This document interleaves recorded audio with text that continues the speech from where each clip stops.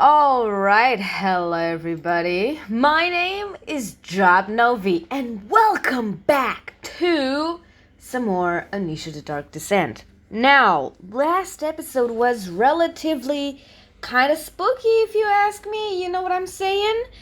But,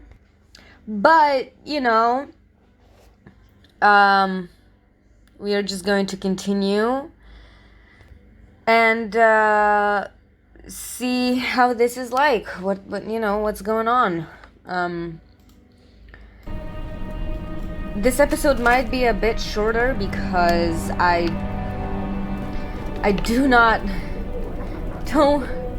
don't really want to.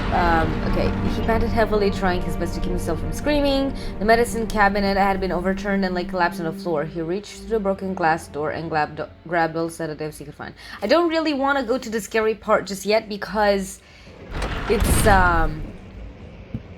kind of night where I'm at, and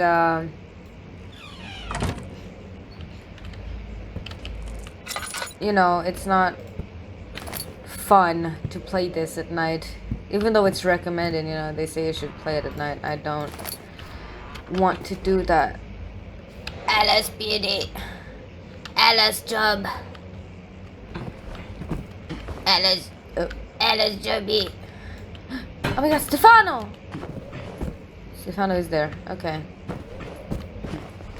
I figured I should keep the lantern on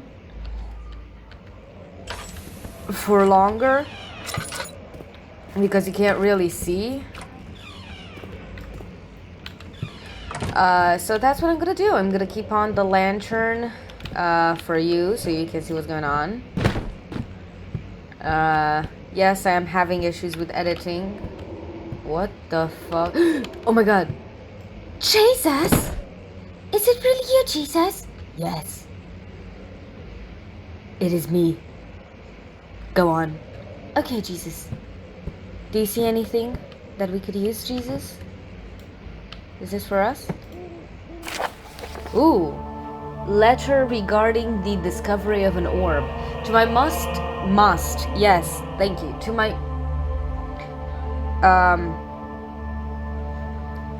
my, okay, I'm having troubles. Is this a stroke? I may be having a stroke. Okay. To my most trusted student and friend, John Weyer. The most remarkable thing happened as I was traveling through the Prussian woods this summer. I finally found one of the orbs I have been looking for the last 20-odd years. It is as inexplicable as the Heliodorodromus described in the Hortus Conclusus. It was, as it was told about, an underground Mithraic temple crowded with the unearthly artifact. The orb was big enough to fill my cupped hands. And the texture was smooth and jagged. How can something be smooth and jagged? Okay, it's colored, washed while rich. Okay, contrast is not enough to describe its nature. It was an impossibility, an artificial paradox captured within stone. And that is my cat. He's having zoomies. I was staying in a nearby village called Alstad. Of course you were in Alstad. Investigating one of the antiquated trails when I finally found a cavern. I went inside and suddenly I could verify the truth of these enigmatic artifacts. They were real. As you can understand, this is the most important discovery of my life, but it has also become my greatest fear. As I entered the underground chamber, I could feel that I was trespassing. Because of my curiosity, I did my best to fight these instincts and fetch the orb from its place. I scrambled out of the chamber and into the woods. I could sense something was following me. It obeyed loudly as it closed in. The beast, this guardian of the orb, it was relentless in its pursuit. I made my way to a nearby ravine where I stumbled upon some men fishing in a lake. I tried to warn them as I passed, but unfortunately they remained as I continued my escape. When I heard their cry of pain echo through the valley, I felt such a tremendous sense of relief, thinking that I would be spared. Suddenly a blue shimmering light engulfed me, and the colors of the forest were washed away before my eyes. I kept running through the bleak surroundings. The trees had turned charcoal black with leaves of cinder, the ground covered in murky water. I pressed through it I pressed through the drenched land as the glowing ember gave way to rising wind and rain on me. I could hear pleading screams in the distance, and I joined in as pain and fear overtook me. I fell to the ground, gasping for air. Geez, this certainly must sound strange, but I had been carried miles away across the Alps to a grassy field outside Genoa. The guardian had taken the orb from me, but still until this day I fear its return. Sometimes I lay awake at night listening to the howling cry I heard in the forest. It has been nearly a decade since that day, and I still haven't been able to write about the incident. The last time we spoke, you told me about your interest and ongoing research into the mythic orbs, and I realized I owe you the truth to my visit to Alstad. Your friend and mentor, Heinrich Cornelius Agrippa. Wait, we read about... Whoa, okay. Also, if y'all don't know who Agrippa is somehow, he's like this really well-known... Jesus? Where did Jesus go? Jesus! He's like this really well-known alchemist. Let's keep going, Jesus. Do y'all hear that rambling in the background, or is it just me? Oh god, I'm running out of lantern.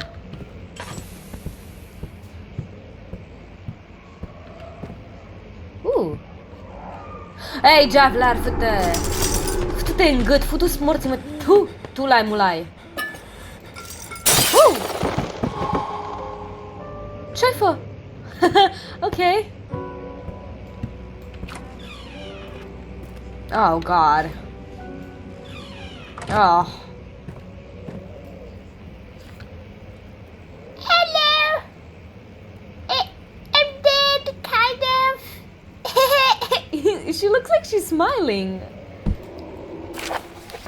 Animal experiment.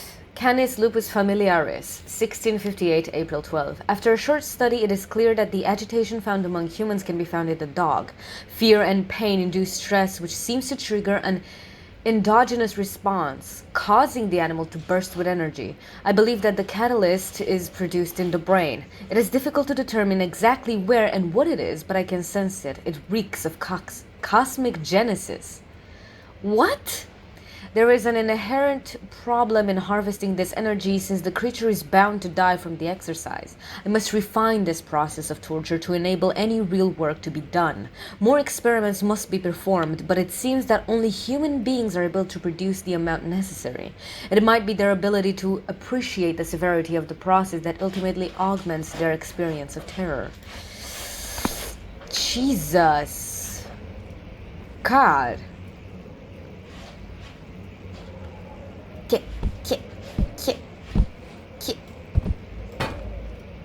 Hey! Oh my god, she looks so happy. Yay! Yeet! Oh, she's sitting in a chair. Oh, fuck. Let's see what you have to offer.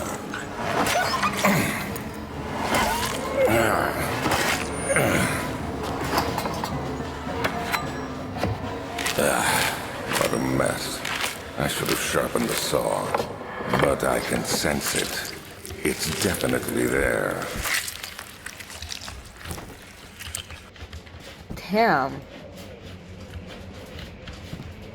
So this was Alexander's playground. Oh look, they're twins. Can they kiss? No, they can't. Can they? Oh, they're staying. Oh, that's kind of cute. In a way. In a very morbid way.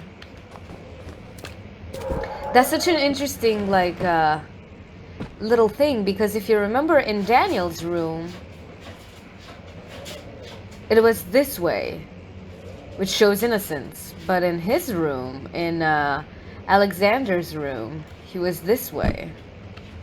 Also, the canine spine. I wanted to talk about Daniel's voice actor for a quick second, because he's like a Chambers of the Human Skull. He's I think maths or physics physics professor, teacher at a high school in London. It's the same dog. Hi, Bobby. Ooh, and that's a pigeon. And he literally took the job as like, because he was doing voice acting on the side, and he took this job as like nothing too big. He didn't think it would be that big, and he held an interview. I'm gonna leave a link in the description, and if anybody is interested in Daniel's voice actor. And this is Mr. Alexander. He even has an A on his chest. Anatomy Forensics, 1658, January 9th. Further disappointment. The antiquarian's latest findings yielded nothing. I'm still unable to grasp the inner workings of life and its relation to the power I sense within it. I shall pursue more books on the subject, but I suspect it will be in vain. Since no research has been made in my particular interest, I must attempt to fill that void myself. Clearly, humans enable more of the energy I seek, but I hope animals will suffice, as they would prove less of a hassle to acquire. Damn. That's a bad apple. You gonna eat that? Ugh. Why do you have these weird statues in your desk? Okay, are you ready for a jump scare?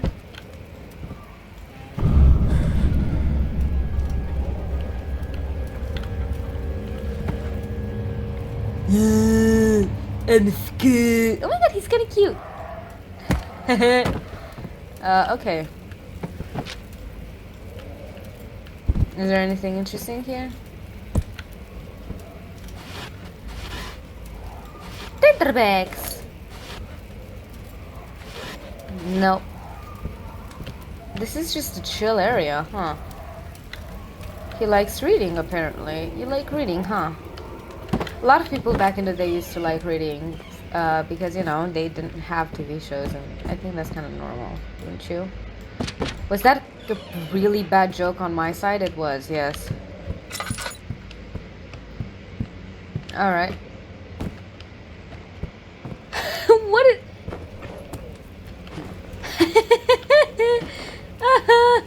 What the fuck? Okay.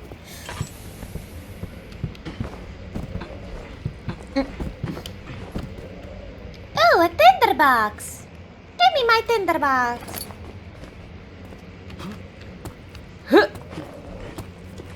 Oh god.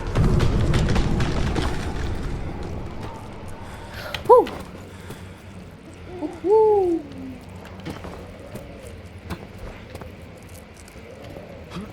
Okay, what do we have here? What's one of the things from oh. Spin the wheel. Can I throw something out the window?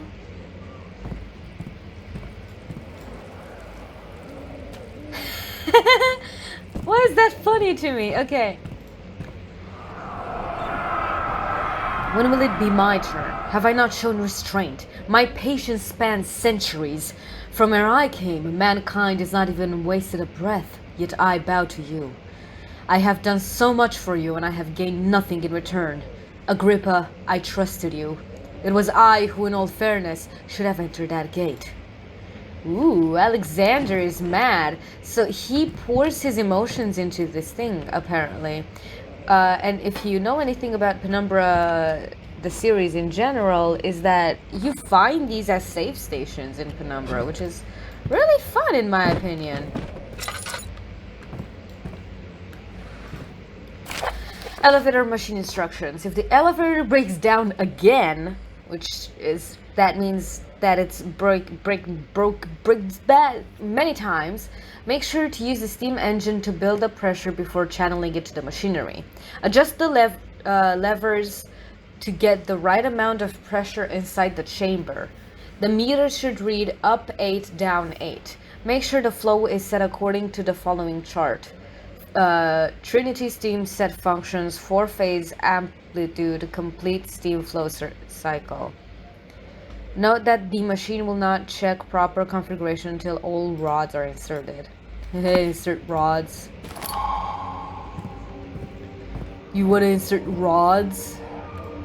You wanna blow my whistle, baby, let me know. Is that a shield? And of course that is...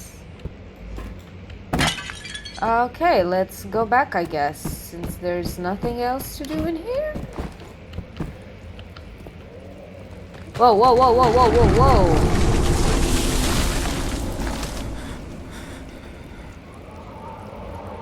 Huh. Whoop, whoop, whoop, whoop, whoop. You can see it in the right over there if I look this way. That's so cool. Can you go my whistle? Glow? Can you blow my whistle, baby, let me know. Na na na na na na na. Professor Taylor was the second death caused by his damned curiosity. Damn. Okay. Can you blow my whistle, baby? Ooh. Fun times. We love fun times. Come on, everybody. Let's sing a song. Daniel just flew for a while. Also, these are very... Don't forget your bag, Daniel. I won't, Herbert. There is no shame in using a parasol in the desert. As it happens, it's imperative to your survival. But it looks ridiculous. The shade will hurt much less than dying, I assure you. He patted him. Oh, he patted his back. That's so cute. Aw. Can you blow my whistle, baby, let me know. Okay. Machine room. A slight headache, a few cuts and bruises. Let's go in the machine room and see what okay, he flipped through the book of monarchs looking for ethnics and counted. 9 different kings from all over Europe had been depicted with an orb resting in their hands. Oh, I don't like this place. I do not like this place at all. Oh, this place is nasty. 5th of July, 1839. Today, I went to the university looking for answers. I was able to sneak into Herbert's office and pick up an address book along with some relevant textbooks. Professor Taylor at the Faculty of History was very helpful, and I managed to approach the subject of the orbs. The most interesting aspect was the prevalent trace they had left in our culture. The mythic orbs may, in fact, have inspired the globus cruciger, which so many royal regalia holds to this day. In ancient times, the orbs were held by priests as a symbol of the sun and its power. As I was leaving, I overheard a disturbing conversation. Sir William Smith, the geologist, was killed last night. Less than a fortnight had passed since I'd asked for his expertise. I know it's silly, but I can't help feeling responsible somehow. Damn, you feel responsible? Oh, these are the levers.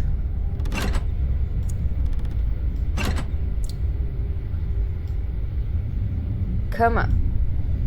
Okay, we'll come to those later.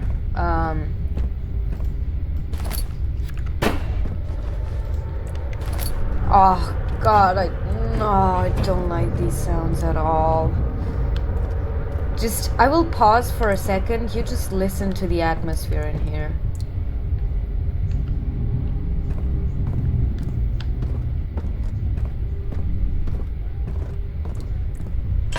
Oh, and I ran out of oil. Oh. Okay, I'm not gonna stay silent because I know I need to talk. Because I am terrified, literally.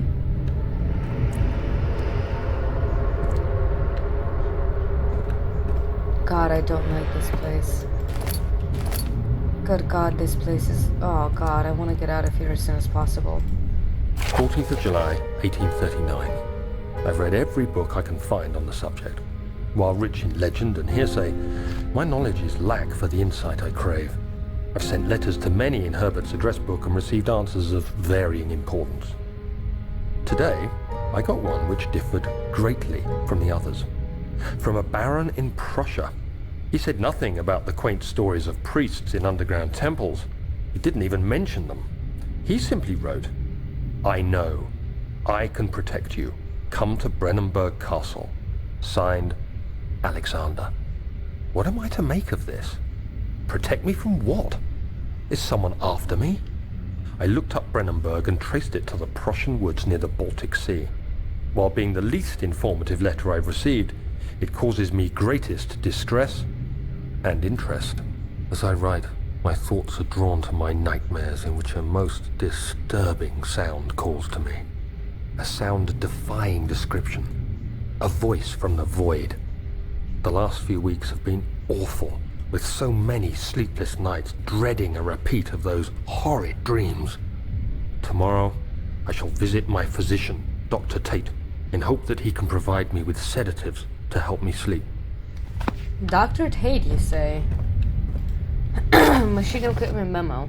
Note that there are only 2 spare rods left in the storage for the elevator machinery.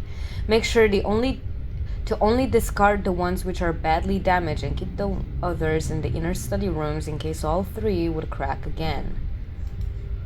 Huh. Okay. Leave her, Johnny, leave her. Oh, leave her, John. Oh, leave her, Johnny, leave her.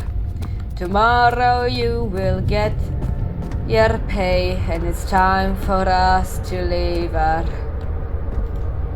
17th of July, 1839.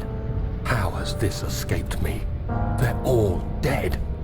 Limbs scattered, heads split down the middle, their skin flayed as if boiled. I feel like I'm falling into myself. What's happening? Sir William Smith, Professor Taylor, now Dr. Tate. Is it following me? How can it not be? It's the damn thing I brought from Africa. Something is after me. I have no choice but to trust the Baron. He better know what he claims.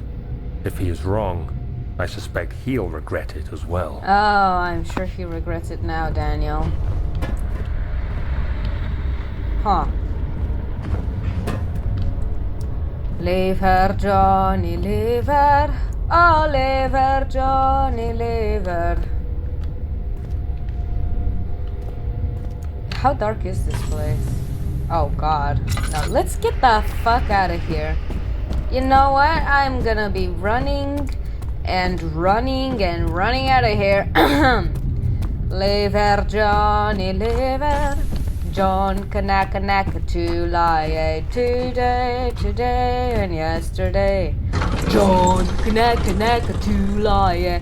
The strange letter frightened him, but it was also, I don't know what it said. Okay. Okay, what do? We have to go to storage and get all of the roads. Get the roads. Is that right? Get the roads. Very spoopy, if you ask me. I don't want to go. Okay. Okay, come on.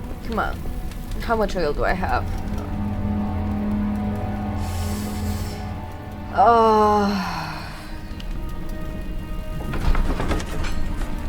He panted heavily, trying his best to keep himself from screaming. The medicine cabinet had been overturned and Link collapsed on the floor. He reached through the broken glass and grabbed all of the sedatives he could find. We already read that.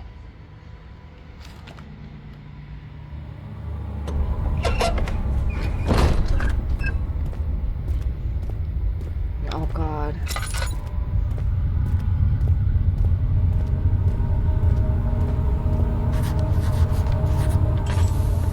The darkness in the storage feels strange and unnatural. Does it? For that specific reason, Daniel, thank you for pointing that out. We are going to be ending this episode here. Thank you, ladies and gentlemen, for joining us today. I know this episode seemed a little bit off. I may have had a stroke in the middle of it. That is completely fine. I will be back tomorrow with some more Amnesia, because that's how we do it, 2 episodes a day keeps the amnesia away. How about that? See y'all.